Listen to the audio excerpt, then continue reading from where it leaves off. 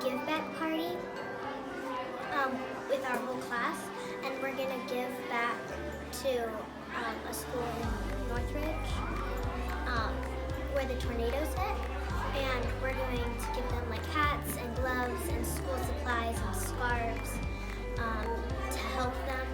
Why do I think that it's important to give back to others?